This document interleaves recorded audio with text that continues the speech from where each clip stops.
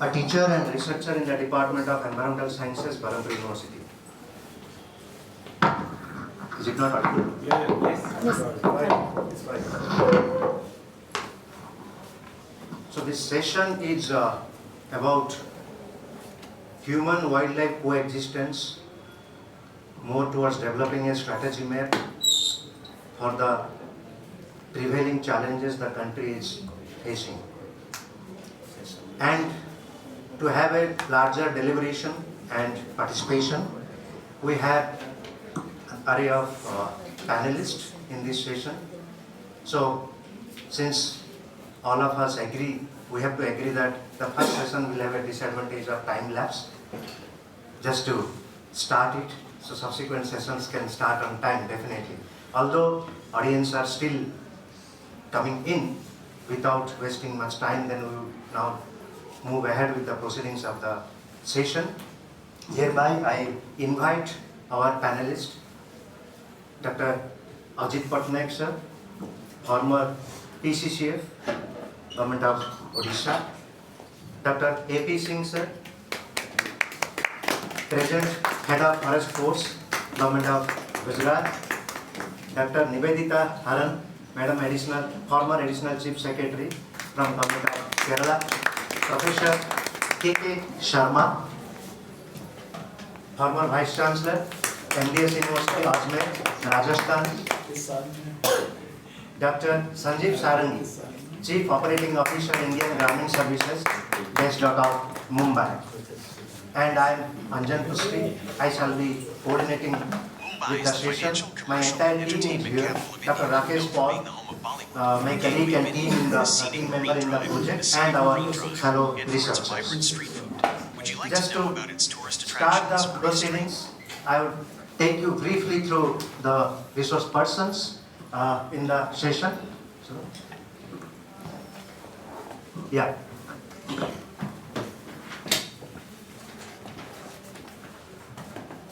Dr. A.P. Singh is presently the head of Forest Force in Government of Gujarat, Department of Forest and Environment, spearheading the team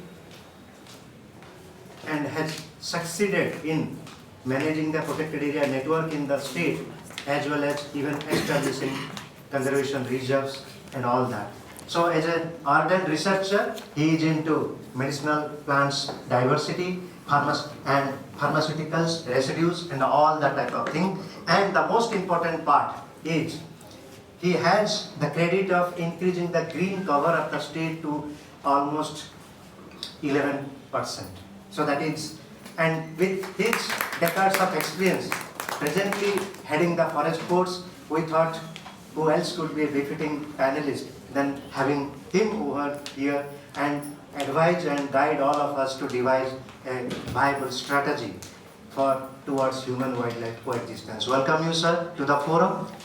Next panelist we have Professor K.K. Sharma, having almost 4 decades of experience, primarily as a researcher, then a teacher in the Rajasthan University, and later a founder professor at MDS University, Ajmer, and a trained sonotaxonomist. He is perhaps the first generation researcher who brought in the concept of sonotaxonomy, identification of animals based on sound, based on the calls, and then otherwise as a researcher in developmental biology. But having said all his research accomplishments, latter, after superannuation, he is directly rooted and connecting his work to the society, leading a program called Sat Shiksha Abhiyan.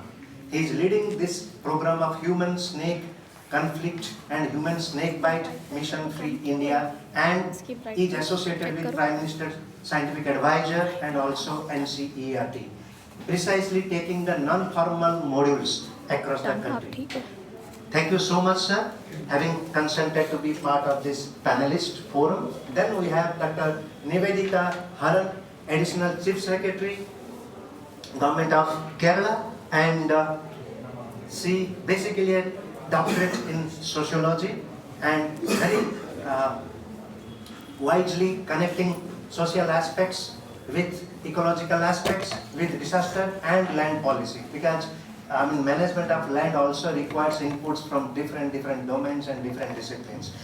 And she has rightly joined the dirt and connected and established a corridor as how we can manage the land effectively as a resource. Over. Thank you so much, madam, for consenting to be in the session. And then next panelist, Ajit Kumar Patnaik sir, globally accomplished person. Ajit Kumar Patnaik is synonymous with the wetland ecology across the globe. I would rather say if it is wetland, people know from India it is Ajit Kumar Patnaik sir, because he is the person who had brought Chilka from the Montreux record, out of Montreux record. It was listed under Montreux record, but under IUC Ramsar Convention, he had successfully taken it out of that record, and that is how Chilka had become a very functional and robust ecosystem. So if every year we are hosting, because when I say we, there is an element of Odia touch because I also belong to Odisha. So when we are hosting lakhs of visitors in Chilka, I always feel a question to, I tell to my scholars that, is it they recognize Chilka or they recognize Ajit sir? For what they are coming to Chilka? Because he is the person who had made the Chilka visible across the global map. Thank you so much, sir, and for consenting to be the part of the discussion. And then we have last, the panelist, Dr. Sanjeev Sarangi. Why I am saying last is, he has been a practitioner with last mile approach, connecting everything to the society, rooted in the society, bringing society on board and bringing community on board to, he has, to his credit, transformed, poachers to protectors in Chilka. So that is how I said, Sanjeev, if you can help us out in putting your points, that's how we can, transform. That social transformation is really the need of the day.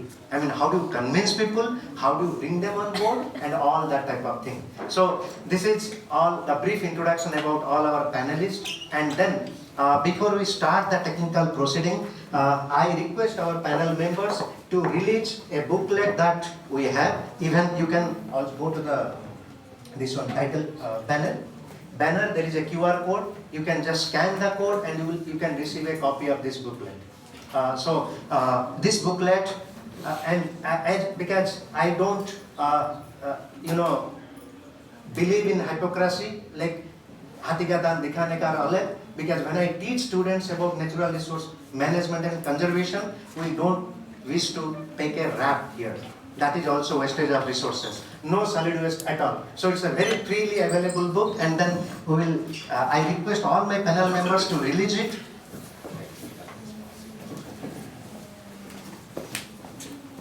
Rakesh, come.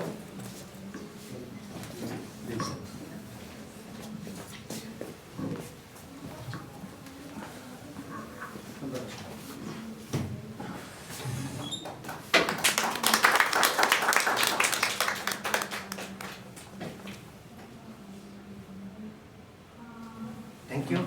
So the booklet is about Towards a Shared Future. Towards a Shared Future, volunteers, if there are hard copies, you can distribute in the session as well.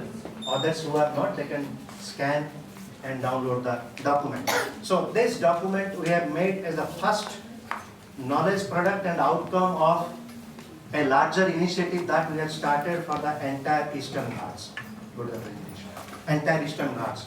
As everybody uses the term conflict, some use the term coexistence, but then what is required is a larger clarity on what is conflict, what is coexistence, whether we are having a paradigm shift from the conflict to coexistence or it is reverse mentoring. Because being from the university system, I use the term mentoring. Maybe the conflict is teaching us how to, establish coexistence, and it is teaching us to revisit our history that yes, once upon a time there was coexistence. From there, there was a transformation into conflict. Now, so, okay, it's not convenient that way.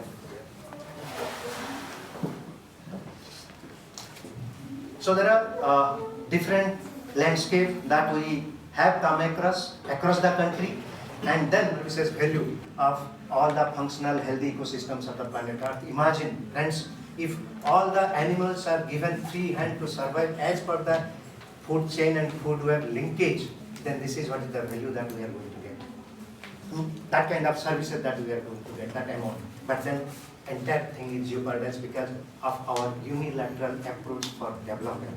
That is where we have also issues to discuss on the development. Next, please. Yeah. So with that background, then we have the magnitude of human-wildlife conflict, crop loss, depredation, livestock depredation, human injury or loss, and then, yeah, this is the problem what happens with the projection. Because we prepare the slide in a different mode. When it goes for the projection, the color and all that changes, so there might be issue with the legibility and all that. Next, please. Yes. Now, these are all aligned with different sustainable development goals. And let me put the fact, out of all the 17 sustainable development goals, our success has been only 15% so far. Imagine 6 years, it is almost 50%, 21 to 2030. We had the target to achieve all or accomplish the sustainable development goals, SDG 17 goals, and our success has been only 15%. That is not in alignment. The foresters using human-wildlife conflict only. But today, you use the term coexistence. This is a really beautiful term, and we have to work for that coexistence only. But it is very difficult until and unless we have to go for the scientific management of each and every species. Like, if you permit for a few minutes, for the context of Gujarat, the population of lion is increasing. Presently, there are 891 Asiatic lions population, and earlier they were on the Gir National Park and Sanctuary. Now they have spread 35,000 square kilometer, a whole of Saurashtra of 11 districts. Now, this is the challenge for the government, this is the challenge for forest department, but this is the challenge for people also, because they are unable to understand their behavior. So if we are going to scientific management, likewise the population of blue bull also increasing. So if blue bull population is not there, then the food of lion is also problem, then the conflict may increase. So wherever the population of blue bull is there, the depredation or the damage of the crop of the farmers, there, those areas, the farmers are very, very happy because they are not bothered for their crops, and land is not bothered for their cattle because the blue bull is there for their food. So this is the natural and scientific management that nature is providing. If you minus the blue bull, what would happen? The conflict may increase like it. But likewise here also try to understand, the population of leopard is also increasing like anything. So the Asiatic lion is a friendly animal or royal animal. They cannot attack without any cause. But the leopard is the versatile species. They adapt like anything, anywhere, but they attack at any time, without any cause also. So this is how to manage, and we have the problem in Saurashtra or Gir region, more problem with leopard than the lions. So what happens? How to manage their population? Leopard population increasing like anything, and presently there is no any mechanism by which you can control their population. So first and foremost important aspect is you have to control their population. Lot of research are going on locally and globally also, but we have not succeeded. But what we are doing, the forest department is doing, wherever any encounter or man-eater leopards are there, we have the rescue centers and we just catch them and put in the rescue centers. And the mechanism is the male and female are separated, so there is no further breeding population escalation. Likewise, we have the our Velabhadra National Park, which are 1 minute only. Okay, so just I'm telling you, Velabhadra National Park. Here, the scientific development I'm talking. The population from 3,000 to 7,000, the black buck is increasing, and lot of problem with the farmers that the lot of crop damage is there. So now we have started the wolf population there. It started from 3-4.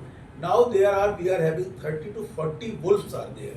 And you know scientifically wolves are preying on the calf, their young ones. So now from 10 years we have managed the population of black buck up to 5,000. But likewise in other areas like monkey areas, the sloth bear areas, these are conflicts. How to go for coexistence. And the crocodile, our central region, the river of this Narmada river, Vishwamitri river, and the Charotar region of the Kheda and Anand, lot of problems are there. So these all problems are there, and we have to find out the solution. And for that solution, the awareness and education of the local people is utmost important, and I can say most important aspect, how to educate their people. So when I was the chief conservator of forest in Gir areas, I have started a radio program that Gujarat nu Gaurav, Gir nu Savach, that everybody understand their behavior and they know how to manage all these things. So as the population increasing, habitat or the area of occurrence is increasing, and awareness of the people is lacking, and the food and shelter is also not available, then this going to be happen. But we have to work on the coexistence, harmony with nature. Peoples are also equally important, and wildlife is also equally important. Thank you very much.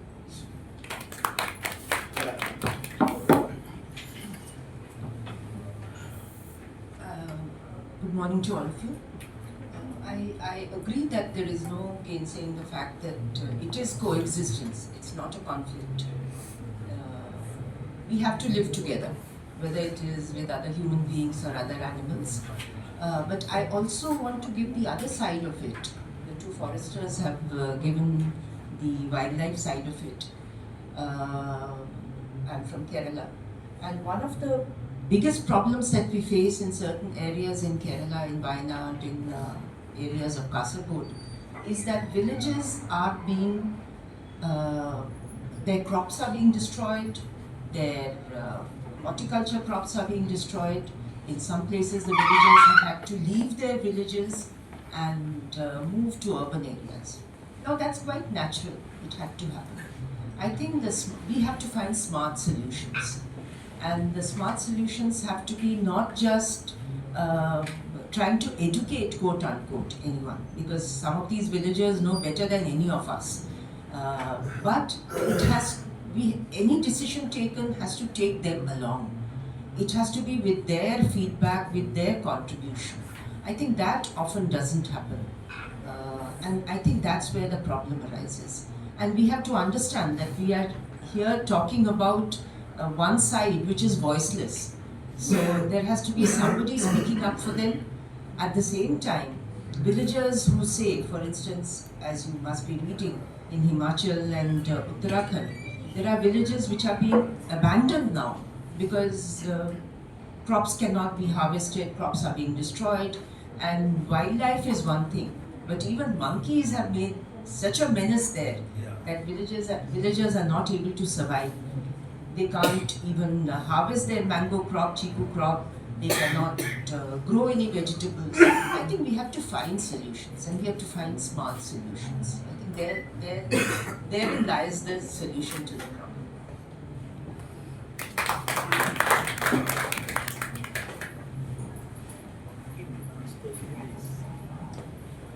So, very nice to hear a lot of nice information about how to reduce conflict and how to go for the coexistence.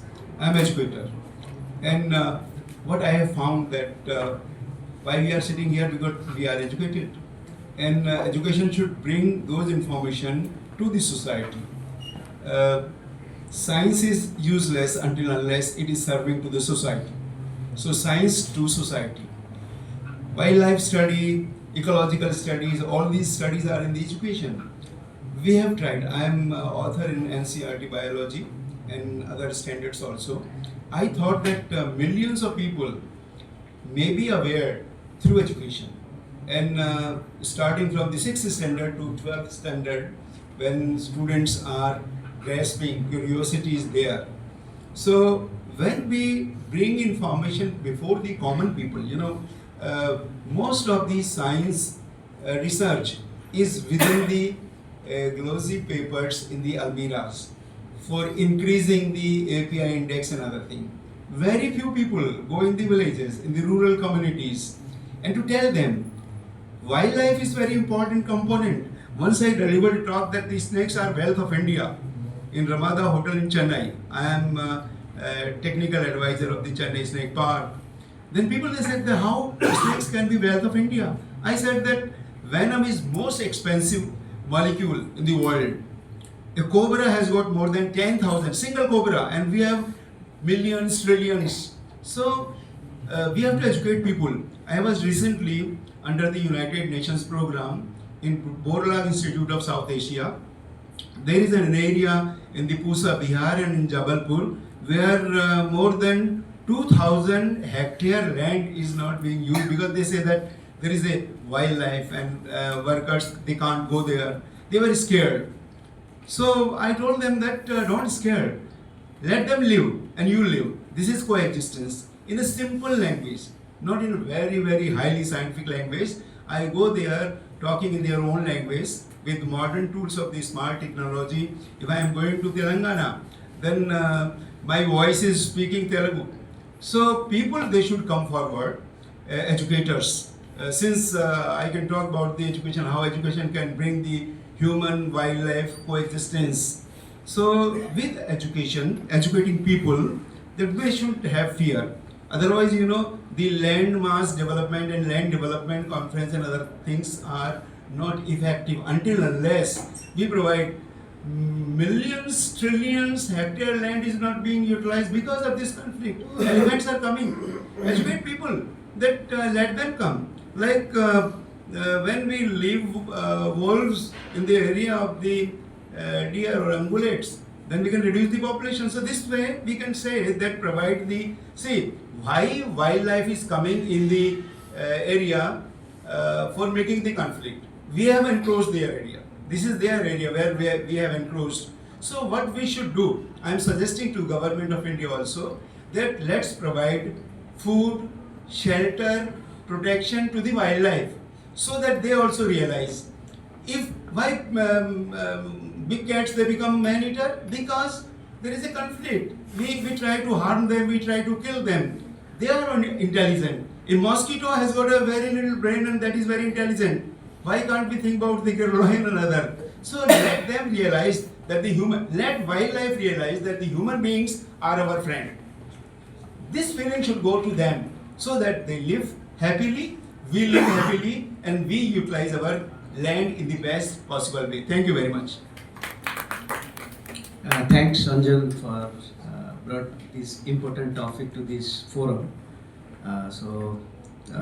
Very nice to see and hear the voices in the ice breaking. So the coexistence and the conflict, the two terms actually, both the terms are reality, and wish list is the coexistence. So I just brought the common sense because the reality is 1.4 billion thick population the country is having. Land is limited. So definitely the reality is there, but as Madam said that the balancing act is required, and with the clever human being in the whole planet, because there is only one planet, there is no planet V is there. So we have to actually very creative, how to make sure, because the voiceless की बात हो रहा है, harmony की बात हो रहा है, because one-sided communication हो रहा है. What the wildlife is saying, nobody is bothered. What the forest is saying, what the wetland is saying, we are not actually able to understand those languages. So that is the biggest barrier. We have to actually break that barrier. So for me, that the communication is required, communication from the both side, and co-benefit is required, because unless we have the win-win situation, definitely there will be the conflict. In my term, that is the interaction. So once the communication and co-benefit is generated, definitely coexistence is possible. So that is my wish list. Thank you so much. Thank you so much, Sanjeev, for bringing out this perspective. So one of the recent report of Global Footprint Network puts it the figure like this: we require actually 1.7 Earth to support the resource requirements of 1 Earth. That is what is the concept of biocapacity that we have, and we can see how much of negative ecological deficit we have. I don't wish to talk about fiscal deficit, but ecological deficit. So from that perspective, if we look at, and then every parcel of land is subject to now developmental projects. And then rightly we have Ajit Patnaik sir with us, who is now associated with World Bank and providing lot of inputs and all that type of thing to World Bank in their developmental aspects for entire Northeast region. Sir, now we would like to have throw light on the futuristic aspect, the sustainability aspects of such interdisciplinary There's thing. some interaction, some questions, Sir, some suggestions. Yes, after one specific this thing, then I will chip in the audience these things also. So it is about the future sustainability, sir, of this global market, as well as how do we deal with the issue. Correct. I think I'll just make a mention about the EIA, which is now it is project centric. Yes. So we must, kind of shift to the landscape level risk governance. And it should be a cumulative assessment, it's not only for the project itself.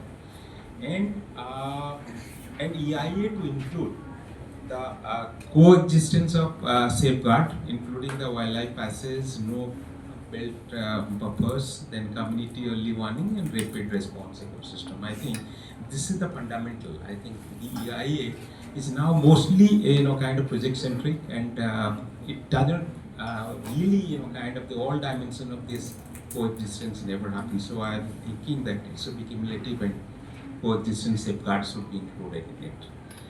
Right, and then coming to the northeastern, which you mentioned, there are a few kind of takeaways from there. One is very important is the community rules, which has evolved through ages, and time-tested norms. They pass through the time-tested norms and knowledge and practices to live in harmony with nature. I think that's a great takeaway from the conservation institution as well as the conservation reserve. They have got very successful conservation reserve, and Eastern Ghat can really kind of emulate these community conserved areas of northeastern and the village protocols for coexistence and CFR regimes. I think these are the big takeaways. But there are some concern in northeast. I think we should also safeguard it in the Eastern Ghat. That is the repeat infrastructure in the rubber and oil palm. That is really a huge threat. And from the global perspective and the funding resources, I think World Bank has got some window, like one the landscape project which is going on is in Tripura and Nagaland now. Similarly, you can also go for some of the even diverse livelihood project. I think diversified livelihood project that can be funded from the bank, and some of the technical cooperation. What I suggested, the socio-ecological production landscape, a CPL or Saturn minus it, we can get, that is a grant from the bank window, and small project, and we can create a laboratory. Eastern Ghat could be a model for the country. I think where the coexistence and this time tested, I think it's well tested and we can go for it. I think these would be my few suggestions. Thank you. Thank you, sir. Sir, yeah, over to Singh, sir. Dr. Singh, we would like to have your views on the interdepartmental cooperation, interdepartmental perspective to bring in the policy changes and having a convergence so that suitable lands are actually utilized for suitable purpose, the desired purpose. This is very important and pertinent questions. And lot of coordination, meetings, committees taking place, but perhaps it is not happening. For future point of view, this is very important aspect. I'll just give few of the examples. As the State Forest Department head, you must be knowing that Gujarat is a forest deficient but wildlife rich state. We are having only 11% of notified forest area, but we have the double of the national standard protected areas. And I'm continuously working that to increase the forest area and forest cover, some of the cooperation from other departments are very much required. So two aspects I would like to cover. One of the aspect I'm focusing upon that Gujarat is having 185 rivers, river beds are there. And both the sides of the rivers, very good forest areas are there. And lot of soil erosion is taking place in the catchment area. And we as a forester, we are always proposing that this forest management, halting of degradation and conservation as well as soil erosion of all the river bed, the custody to be given to the forest department. Because today is nobody's baby. When we are asking the irrigation department, they are saying we are only having the water. We are only responsible for water. But time and again we are discussing who is responsible for this land degradation. Then it is coming under the revenue department. So again we are submitting and discussing time and again, if this area, the custody is given to the forest department, we can increase the forest area as well as forest cover, the natural resources, people's participation, and thousands of hectares of fertile land degrading due to the soil erosion can be arrested. But not yet any result is obtained. Likewise, as we are talking about the eastern Ghats, the western Ghats, the Gujarat is the very rich in mangrove forest cover. We are having around 1166 square kilometer mangrove area in Gujarat, that is the highest in the western Ghats.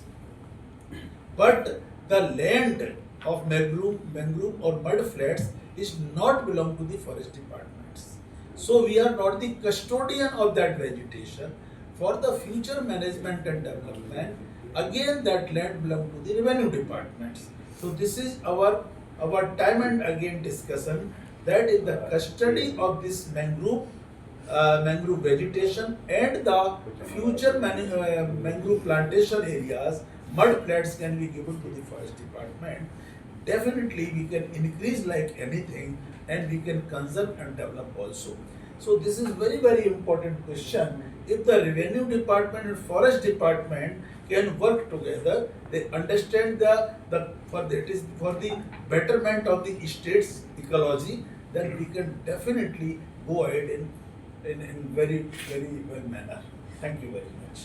So over to Dr. Nivedita Param. Madam, in this perspective, we would like to have your views on Revenue, yes. Yes, You can yes. definitely comment on it. Seasoned officer and practitioner from land revenue management system, and also about the inclusivity part, because it's both needed to be connected. Yeah. One of the. It's not working?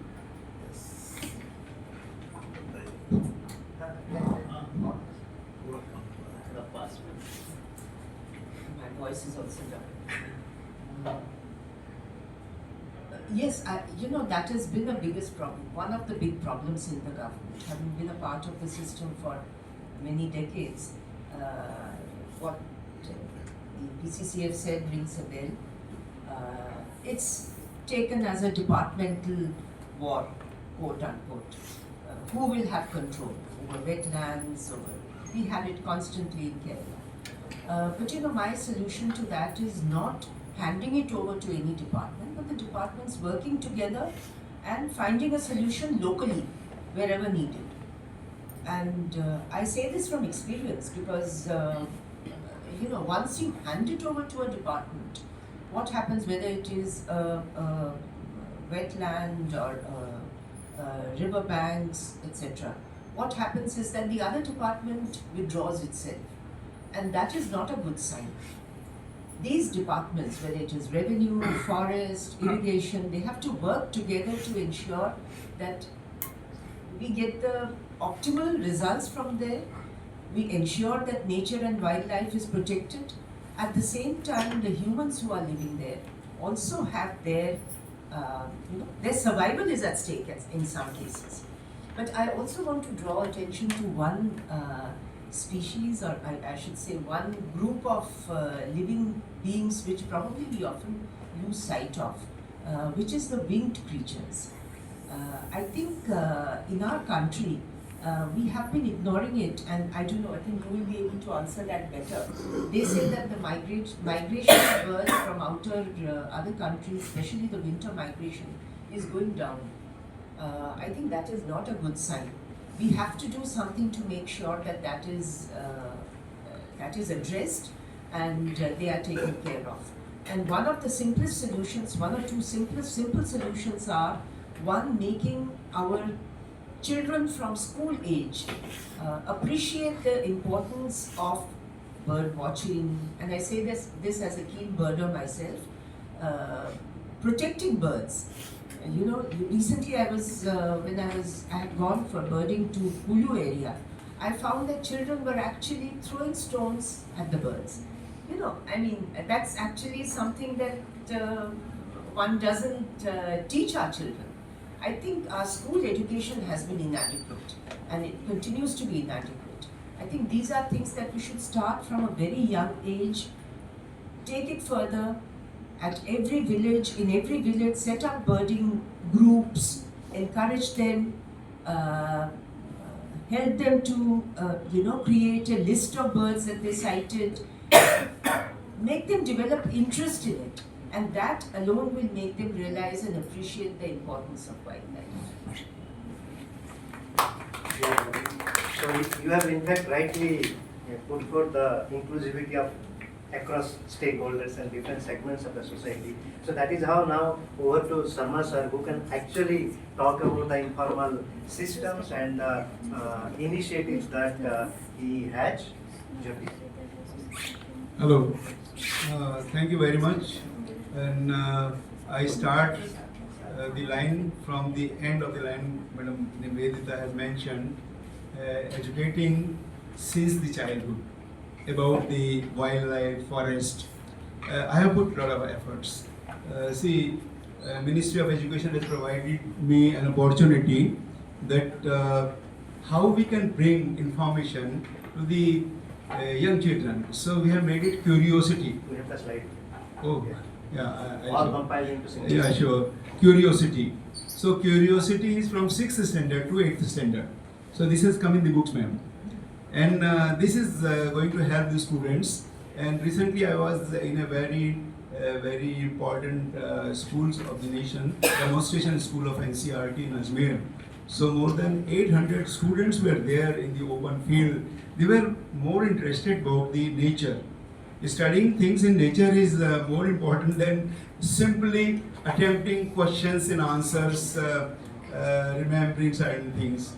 Then it was very important to bring before the standard 11th and 12th about the wildlife and biodiversity. We have included. Now the next generation would understand about the biodiversity, wildlife. In 8th standard we have included a chapter, Forest Our Lifeline.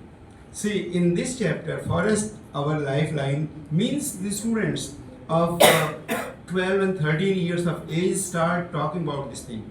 So there are two very big events organizing by Government of India, Vidyarthi Vigyan Manthan.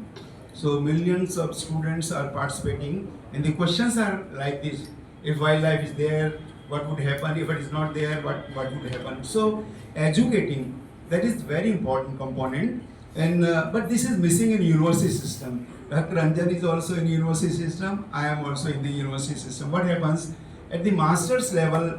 Once we introduce something, what happens? Students they ask, sir, what would happen when we qualify masters in wildlife biology? So, unfortunately, public service commissions, they are ignoring the subject. They say if you are appointing a PG teacher, then he or she should have studied MSc zoology, botany or related science. If they are going to appoint assistant professor in the university, then this is also not included in the essential qualifications. So this is missing. I think I have done a lot. I was vice chancellor. I put a lot of things before that. These students who are studying ABC College in Tamil Nadu is one of the leading wildlife study center. But students are not getting the opportunities. So if I guide them that you please take admission in this, but you are not going to get a job. So this is a really big conflict. And the policy framers should review this thing that when we have to bring about our land, wildlife, conflict and other thing, it should come through education. 1.4 million students of 9th standard in India, in Mauritius and in Fiji, if they study biodiversity, I am sure that in the later standards they will come across. I am showing this picture I just gave in the morning that more than 20,000 hectare land was made free from fear. See, fear is the most important thing. The snake has come, then people they are having the fear. I said, simple, I just show you this small poster I am carrying throughout the country. This is in 22 Indian languages. Sarpa Shiksha Abhiyan.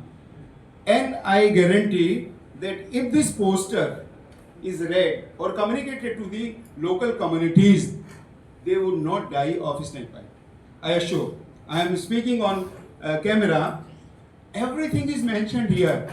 And a small thing that I always put in my pocket is small pressure bandage. If somebody has bitten with any venomous snake, simply keeping the venom at the place, you are providing more golden period. Golden period is the period when you are saving the life. You go to the hospital. Then I discussed with AP Singh Saab. ASV is the treatment for the snake bite. But ASV production is there from the snake venom. All four measures: cobra, crate, Russell viper, soil scale viper. People they kill immediately once they watch it. And we are facing a lot of difficulties. Ministry of Animal Husbandry has framed a high-level committee in which I am there. They are asking Dr. Sharma, you try to make some efforts so that these animals are available for the ASV production. He has done excellent job to make a center of the venom production in Gujarat. So these small things, simple awareness can save life. If the life is not gone, conflict is not there. Conflict is there. See, man-eater, one eats the human being or the cattle and the conflict starts. Coexistence would go if we provide protection to the people. Thank you very much. If इनको मैं थोड़ा comment कर दूं, nature education. Yes. This is really so wonderful that I remember the late Dr. Sailendra Sinha, a IFS officer. He has created a nature education program in 1980 for the school 6th to 8th standard or sometimes 10th standard. And thousands of students have been trained since that, and that program is 2 nights, 3 days in forest areas. And such a wonderful program कि student के दिलो दिमाग में ये बैठा दिया जाता है कि how the nature, how the forest are important, forest, wildlife, everything. मैं आपको ये बता सकता हूँ कि ऐसे ऐसे स्टूडेंट निकले कि हमको तो फॉरेस्ट के अधिकारी कर्मचारी ही बनना है लाइफ में, और कितने लोग फॉरेस्ट के अधिकारी कर्मचारी बने और काम कर रहे हैं, और जो नहीं बने they are so committed for the cause of the forest and wildlife, particularly for nature, wherever they are working. So that kind of commitment can be developed by such education. So nature education is utmost important. Thank you very much. Yeah.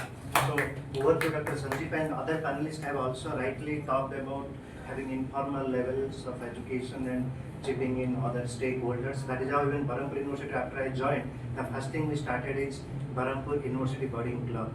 So we have regular bird walks in the university, but then I have realized and I am convinced that to have human wildlife coexistence is not just bird walk. We need to have different walk, turtle walks, leopard walk, tiger walk, all sort of walk. And then for that, what is required precisely is that Sanjeev always advocates for his citizen-centric program and citizen science program. So over to you, Sanjeev, to bring Thank us you. that perspective. Thank you so much.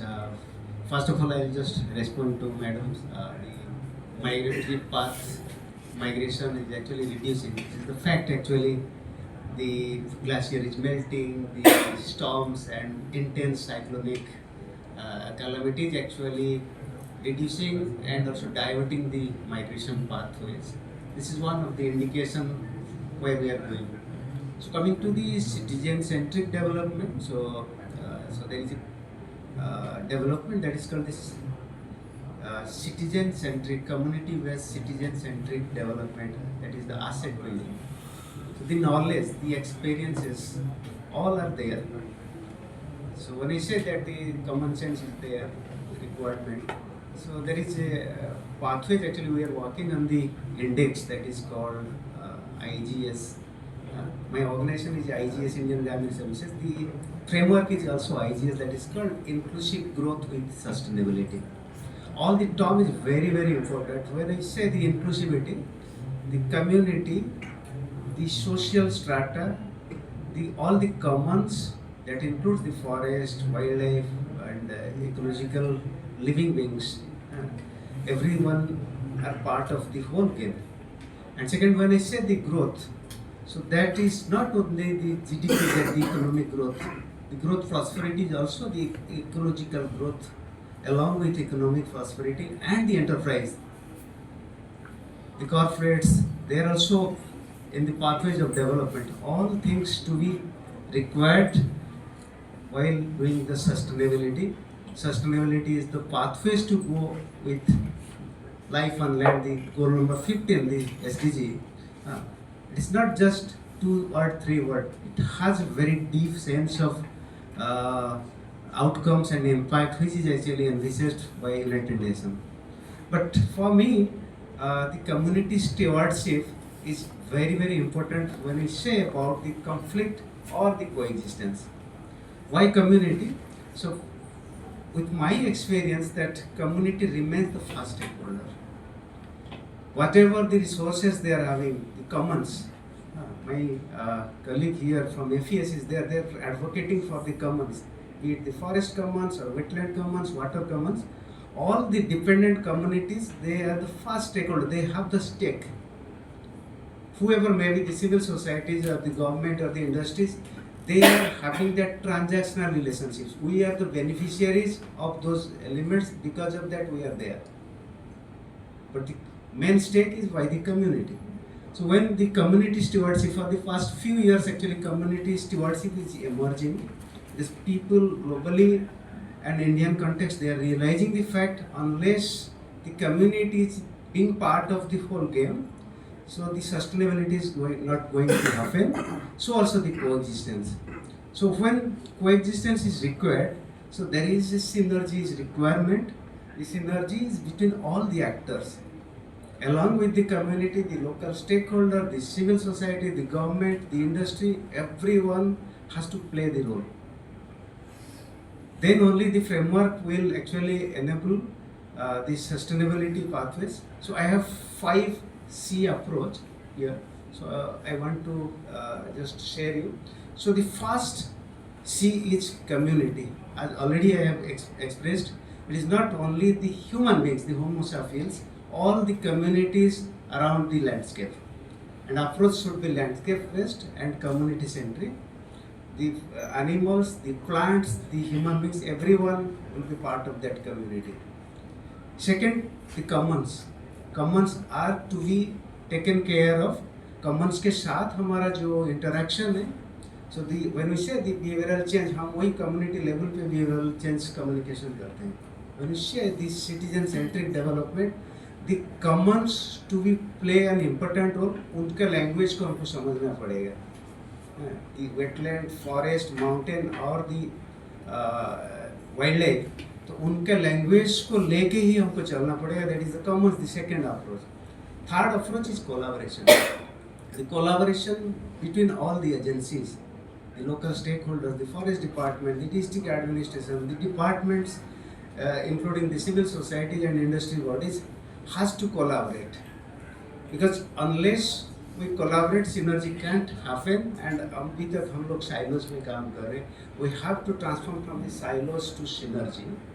And the fourth is conservation. When I say the conservation, so it is very step is actually required at our level. When I start conservation at my end, be it water conservation, be it saving the energy, be it interaction with the all the living beings, definitely conservation will be having the ripple effect around the whole landscape.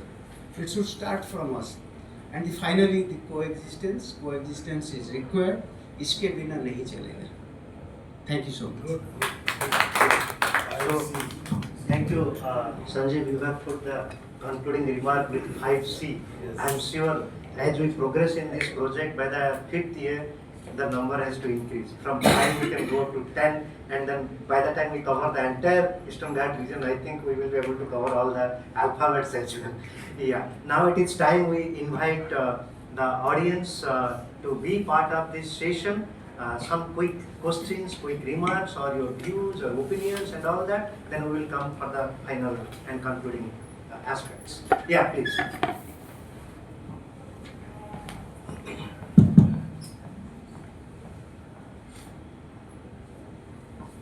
So, thank you for this very interesting conversation that I'm listening to and learning.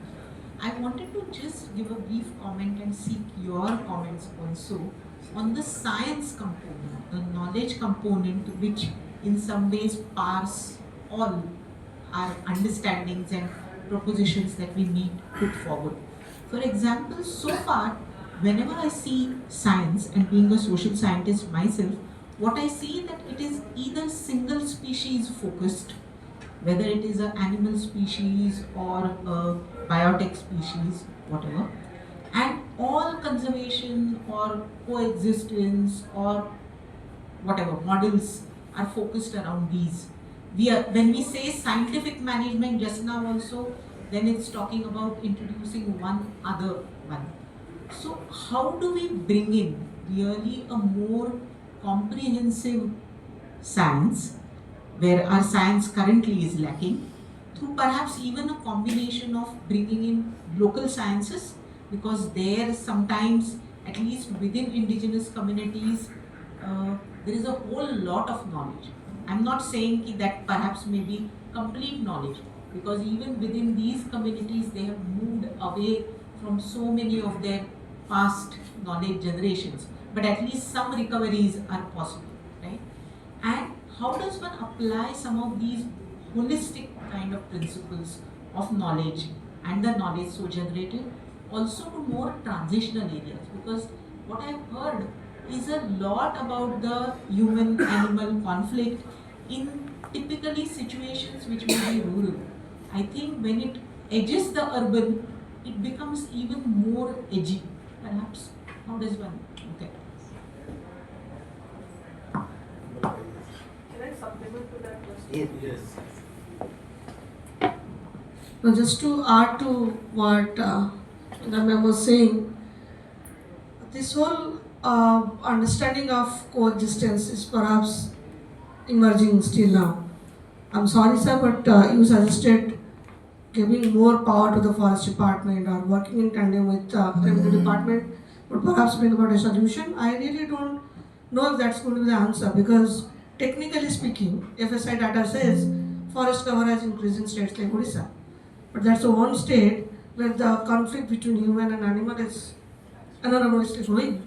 So bringing in forest cover, increasing forest cover, bringing more areas under forest cover, will that be a solution? I really don't think that's the possible answer. Because like ma'am said, every animal has a different kind of a behavior. And who better than Ajit sir to be able to tell how effectively it is possible only when what Sanjeev was saying, that only when you bring the local community and the wisdom. Chilka got restored essentially because the way sir bring out the community, local communities to the entire conservation dialogue. And it's time that we recognize the wisdom that exists with the local communities, and they as the steward of this entire dialogue. Unless we really have that kind of a mindset change, to talk about a human-wildlife coexistence is just not possible. Because I'm sorry, sir gave in the initial comments that talked about the population growth of wild animals. We, just one species of elephant, last 5 years census says in state of Odisha, they have grown only by 6%. And look at our census. We usually grow at 10%. And who gave the Homo sapiens the right to take the entire world? Just because we can talk and discuss and dialogue, just because they can't voice their concern, nobody gave them we don't really have the right to encroach on their land. And somewhere I think you brought a very, very important point of looking at the land use pattern.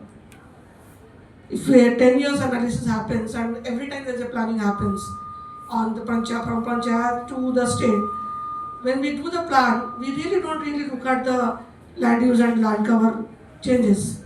And we plan looking at our, particularly the human beings' interest in mind, and not the entire ecosystem of which we are a part of. We don't really plan in panchayat about elephant corridor. We don't really plan about migratory birds.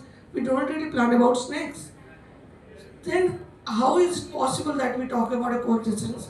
So my submission would be maybe recommendations to come from this table to the state, to the center, to the state, that including plan for this kind of a coexistence from panchayat to the state, to the nation, in every kind of planning that we do. Unless we bring this element of coexistence, we will not be really able to do this.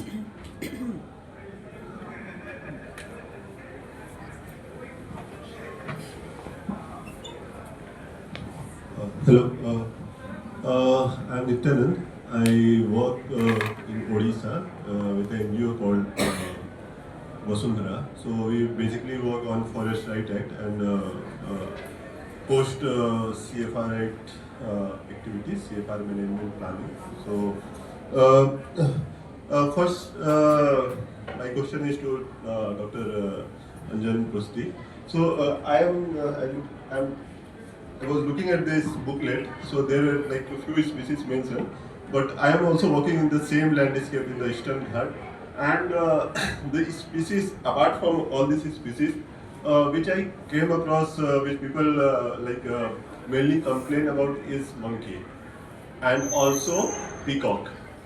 So I would like to know your opinion, say, what can be done to reduce this conflict between monkey and peacock.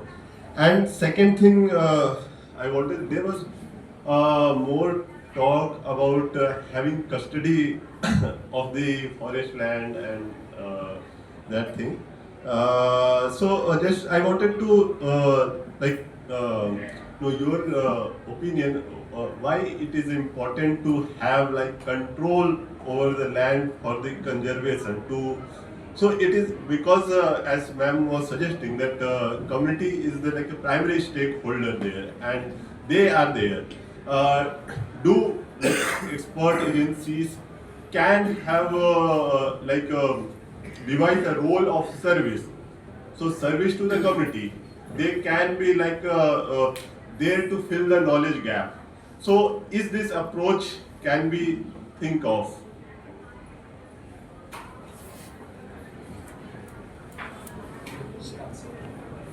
Yeah, I think that we have to wind the session.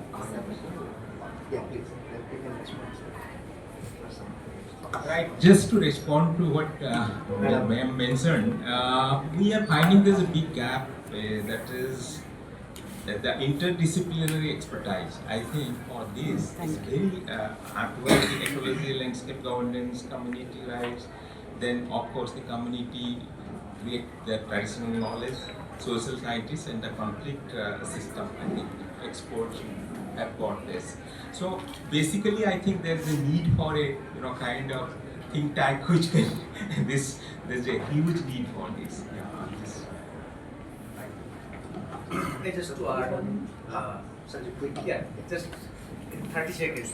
So basically, when the interdisciplinary expertise and competency की बात होती है और आप जैसे बताएं, when the citizen science की बात हो रहा है कि इसका impact को भी measure करने की ज़रूरत है. Verification measurement is important, where the universities, research organizations also play a role, and also technology as then when required. Technology also infuse होने की ज़रूरत है. देन इसको हर चीज़ को ट्रैक करने की ज़रूरत है जहाँ पे हमको एग्जिस्टिंग स्टार्टर्स से हम सब ईट दी लैंड में वहाँ पे कार्बन एमिशन कितना घटा रहे हैं, उस कॉरिडोर का सिचुएशन क्या है, 10 साल पहले क्या था, अभी का क्या है, बहुत सारी चीज़ पे वहाँ पे science will play an role. And definitely the community can be trained, adopted these tools and techniques, so they will actually drive further. A couple of quick points. I totally agree that these species-based interventions should not happen. I think they have never been a success. In fact, I have done an impact assessment of one of the UN studies recently, UNDP studies recently, and we found the number of creatures in that species was actually going down after the 3 years intervention, and has gone down. And we say that it's been a success. So I think, who are we fooling? Therefore, I think what we need to do is, even if we have a species-based intervention, it should be seen in a holistic picture. That's important. Second, I want to draw your attention to something, I don't know how far Gujarat government is taking it. Under the biodiversity department in every state, they were supposed to create a census of all flora and fauna in every village in our country. I don't think many states have taken it very seriously. That should be taken very, very seriously. And if that is done, that will involve the local community engagement, the schools, the colleges, the academicians coming in. I think that will make a lot of difference in generating awareness, in making people involved and engaged, which is very, very important. Final line. Yeah, you can have it final.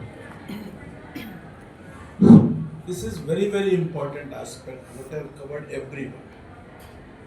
But you have to think about from local to global.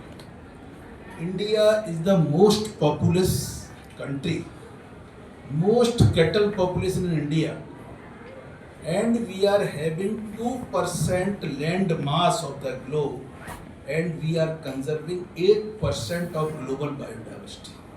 And we are the mega biodiversity country out of 17 countries in the globe. So holistically we are doing wonderful, and we are preserving our flora and fauna. The question that the community, without the intervention or cooperation of the community, no department can succeed. I can give a simple example. In 1950, around only 50 Asiatic lions were there, and with the cooperation of 300 villages around the Cape, now we are having around 1,000 Asiatic lions. So the community intervention and cooperation is utmost necessary, but sometimes the rules, regulation, acts, power and authority some of our officials undermine their vision or their knowledge or their understanding. So that is also not good sign. We have to work together. Now third question come from the custody. If this is the any resources is the community resources, that is nobody's resources. You can look into it. Somebody, some nodal agency in regulatory framework is required for its conservation, but its use products are available to the community, and the knowledge of the community is a part of their management. Likewise, I'm talking about you see the position of the riverine ecosystem in India, especially I'm talking of Gujarat. So you have to have one regulatory agency, but today, as Madam told, that everybody is afraid in the forest department. If any land is given to the forest department, nobody can enter, nobody can do anything. So that is not our mandate for future. We are just asking for custody for their development and management, not legal framework to be notified under any acts. So this is utmost required for future, because the biotic pressure is so severe on these resources. Until unless any regulatory framework is there, it's very difficult to conserve in future. Thank you very much. Thank you so much, sir. So with this concluding aspects, the last remark response to what is his name? Nityanand. So I'll discuss in detail because we are really running short of time. But for your kind information, a brief remark is this compilation is based on the available data sets that we have from secondary literature. So more to be added. That's what I said is the first knowledge product of this entire exercise. So thank you so much, one and all here. I request my colleague Dr. Rakesh to present a token of gratitude to all the panelists over here, and because our other colleagues are waiting for the next session.